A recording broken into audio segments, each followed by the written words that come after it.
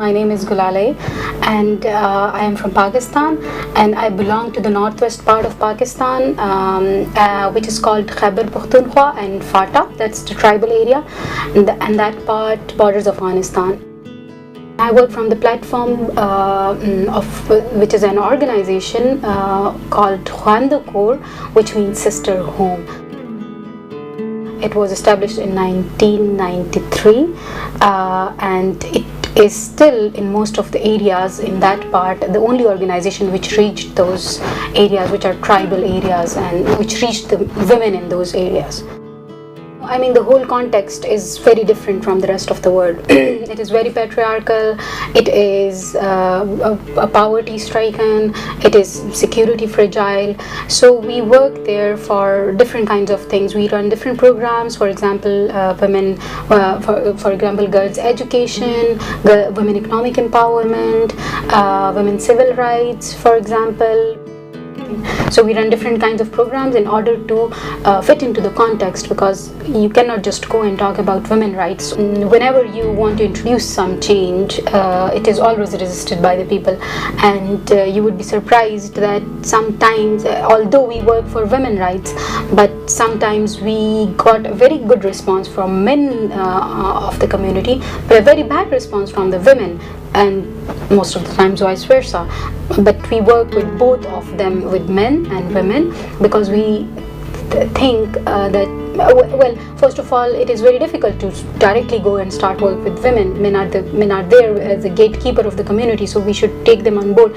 But besides this, using men for women, it is very important that you should take the whole society on board to bring about some change. For example, if we are recruiting women teachers, we would announce it from the mosque loudspeaker, because it's not very formal systems.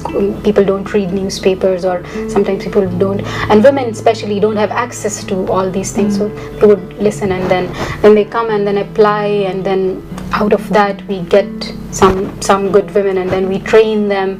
That is a challenge, that women are not allowed to go out of their villages and their homes far in the capital city to get a training, and the trainer don't come down to the villages because of the security threats. So what we do mostly is we take the people from the villages to get some trainings, and we allow the women to have their kids and their mothers and their husbands maybe with them, so that the trust is developed in due course of time. Of course, security is a big challenge at that part. It's very fragile, this whole phenomena of terrorists, and as it borders Afghanistan, so everything which happens in Afghanistan spills over to this area.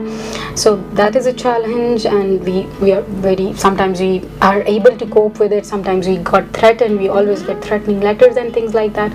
But we are very closely linked to the communities, so they support us.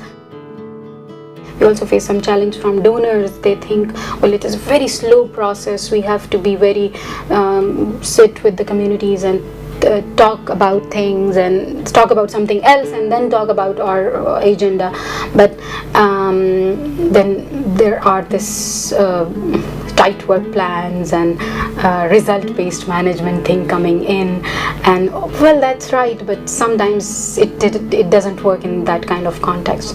And that context is, as I said, a bit tribal. So the women in itself, they don't know what are their rights, and if even they know, they don't know how to access them.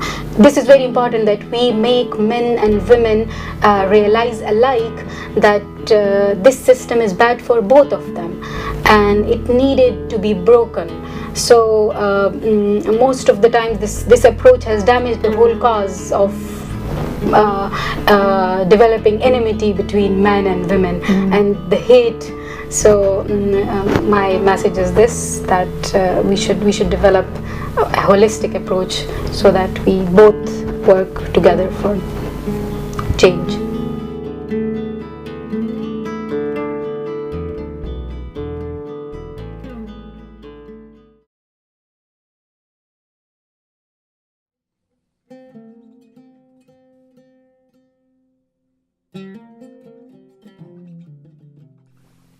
My name is Christeen. I'm from Egypt.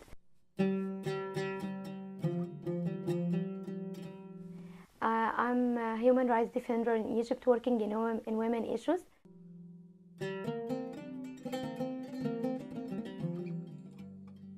The organization was based in my city, in Minya city. My city is very small in size, but it's very big in population. 80% live in rural areas.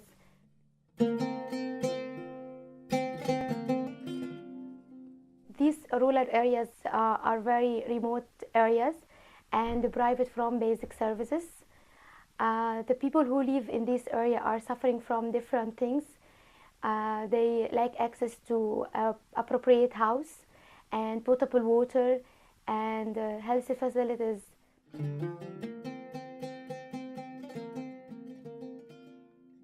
The women who live in this area are considered the marginalized and vulnerable groups because they are suffering from different things. They they don't have access to education, to work, to health facilities and health care, and to political participation.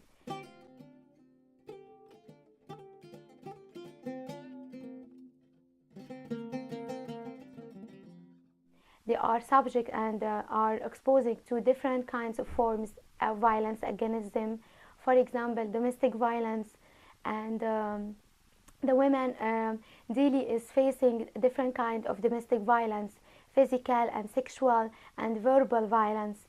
The women in this area didn't used to report anybody of this violence against them.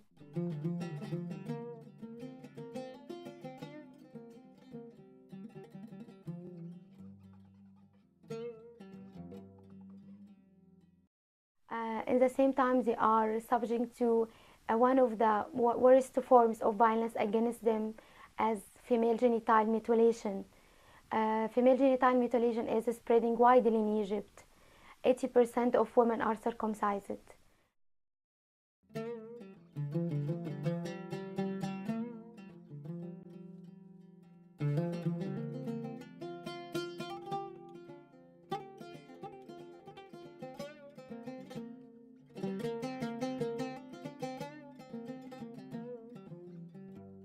We try to make those women aware of their rights, because the problem which we have discovered and we have recognized that the problem is the women, the lack of awareness. The women are not aware of their rights.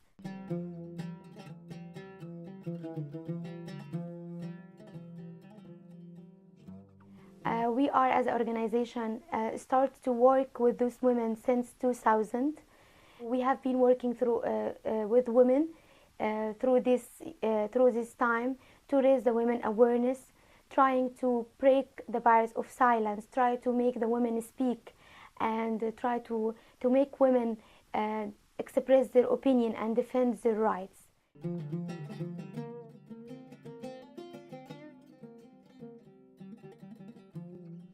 Through this time, we have facing a lot of obstacles and challenges, but we have succeeded to achieve and accomplish some of the changes and achievements during this time with those women.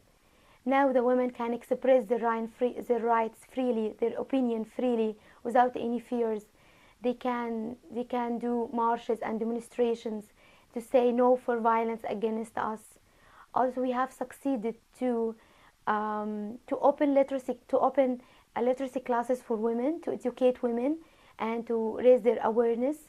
In the same time, we open some of council listening and counseling center to let women speak and express their opinion freely.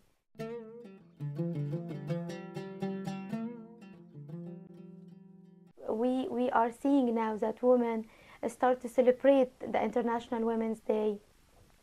Before 6 years ago, the women didn't know any idea about these days, and after they become aware of this day, they are very interested and very keen to celebrate this day and come up with different and creative idea how to express our feeling, our opinion, how to defend our rights by using different way and different tools. So now and today, women in rural area in my city celebrating with you these days.